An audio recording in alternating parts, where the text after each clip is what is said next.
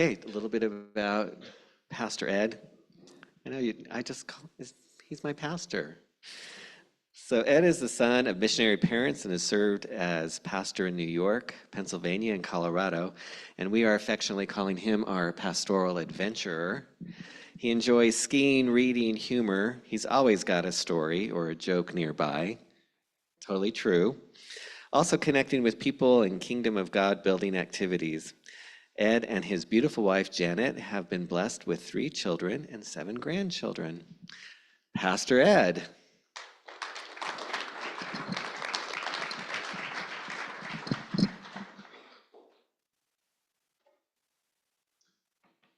Well, it was a classic cold winter in western New York, and the lake effect snow had come in and blanketed everything with snow. And the roads were covered, and the temperature was very, very low.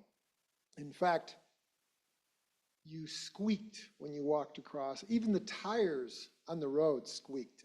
That's how cold it was.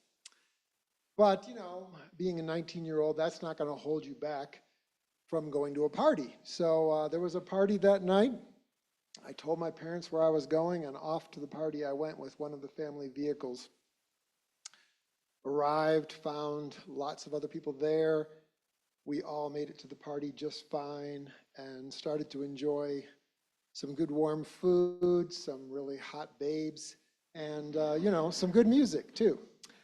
And as we were there, partway through the night, I got interrupted by someone saying I had a phone call. And this was long before cell phones, it was like the old wall phone thing. So I thought, who's calling me here, And I knew some of my friends knew about the party and knew that I was going, but I get to the phone and I could hear the distressed voice of my mother saying, your dad has had a heart attack, or he's having a heart attack. Please come home right away. So I quickly, grabbed my winter clothes and headed to the door and headed to get home as quickly as I could. I later found out that the people there actually prayed for me. They upheld me in prayer and my dad as I was driving back to the house. I got back to the house actually before the ambulance, and it's a good thing I did because it was a volunteer ambulance driver and he came alone. So there was no one else to help him put someone on the stretcher or get anybody into the ambulance. So it was God's providence that I was there to actually help get Dad on the stretcher and get him into the ambulance. My mom got in the ambulance and she went off with my dad in the ambulance since there was no other person there to be with him. And I drove one of the vehicles from the home, following them just in case we needed to come back, later in the night. But it was so cold and the roads were so covered, it was really slow going. I figured on a good day with clear roads, it'd be 20 minutes to get to the hospital from where we lived. And I knew it was going to take a lot longer than that. Well, we headed off and we're making as good a time as you can make on those cold, snowy roads. And we finally come upon another vehicle who is going very, very slow. And no amount of siren or lights affected this driver. They drove down the middle of the road. They didn't shift to the left or to the right. I guess they were afraid if they moved over at all, they'd end up in the ditch. But they just kept driving very slowly. Needless to say, I was gripping the wheel and I was a little bit angry that this person had so little care for anybody else as they drove down the road. But then a peace came over me. It was as if I heard, relax, you're going to get there. And so I kind of turned to some gallows humor. I thought, I'm sure that car has the person who dies with the most toys wins bumper sticker. And then I thought, but if you die, you're dead and you don't get any more toys. You don't get to play with the toys. And as a matter of fact, I've never seen a trailer with snowmobiles, motorcycles, other toys following a hearse, or an ambulance for that matter. So I got to thinking about all that. Then my mind turned to thinking about the flashback to when I was in first grade. This heart attack my dad was having was not his first. I was in first grade. I remember hearing a bunch of noise in the night, and I crept down the steps carrying my teddy bear and came into the living room and found our family physician, Dr. Gatilius, there with my dad. And he had this funky little machine with all these wires attached to my father. And out of this machine, there was a tape. And there was a little pen going up and down on the tape. And it was sort of like coming out of a cash register, only it was a little bit bigger. And by the look on Dr. Gatilius's face, it was not a good price. It was not a good reading. And so he called and said, you know, he needs to get to the hospital. We need to call an ambulance. Now, in the little small New York town that we were in, you called the ambulance, but a hearse came to the house. They didn't have an ambulance, but they had a hearse. So they would load you up on the stretcher and they would put you in the hearse. And so my memory was seeing my dad covered over with, you know, sheets and a blanket, but they covered over his face and everything, and they loaded him into a hearse. They put a little bubble light on the top, and they drove away. Well, he was in the hospital for 4 weeks, which for a 6-year-old is an eternity. I mean, I thought he disappeared. But the faith community that we were part of were very gracious. My sister and I, we would get invited to our friend's house. We would have dinner. We had all kinds of play events.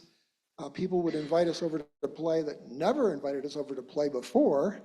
There was a lot of kindness, people upholding our whole family through this time. And this was back in the 60s when they didn't know a whole lot about heart attacks. So they brought him home in a hearse. And then they carried him upstairs because the only bathroom we had was on the 2nd floor. And they knew he needed to be near a bathroom. So they carried him up and he had to stay upstairs for 2 weeks.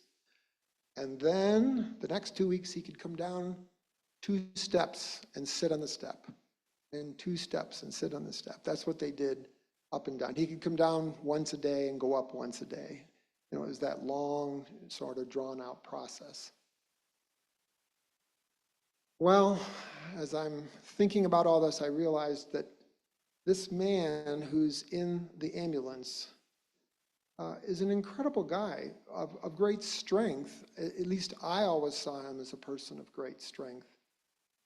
He had this amazing ability to fix anything, work on anything, and make it hum again, including some of my toys, which I lovingly abused. I mean, you know, played with hard, so. But thinking through all that he was, I mean, the times that he survived being a pilot in World War II. He survived being a missionary in Haiti when there were difficulties in Haiti and the health situation was not all that good in that place. He carried me on his shoulders, swung me around as an elementary school kid, taught me how to pray, taught me to read books and see the wisdom of books, taught me how to hunt, taught me how to canoe, how to run rapids, you know, portage, you know, all these things that this man had taught me, and all the strength that he had imparted to all of us in our family. And then I was back gripping the wheel again and looking at this car still going very, very slowly. But finally, that car turned on another road. So we picked up some speed. We got to the hospital, and fortunately, a huge crew of people came out. Obviously, he must have radioed ahead, and they whooshed him into the hospital before I even got out of my vehicle and parked, and began to work with him. Of course, by this time it was the 70s. They knew a little bit more about heart attacks and what to do, how to handle a myocardial infarction, as they called it. And as they worked with him, eventually they got him stable enough to let my mother and I go back and have a little bit of time with him before they whooshed him off to the coronary care unit. And in those moments, I think he began to realize that this was maybe more serious than he'd thought. He started sort of telling me things that I ought to know if he died. And it was one of those conversations that you really don't want to have, but in the midst of all that he was feeling, he shared a bunch of that. But he also shared of the fact that God would uphold us, that he was sovereign and he would get us through this one way or another. And so that was a great gift to us. Well, you know, I later, as he got stabilized in the coronary unit, my dad sent us home.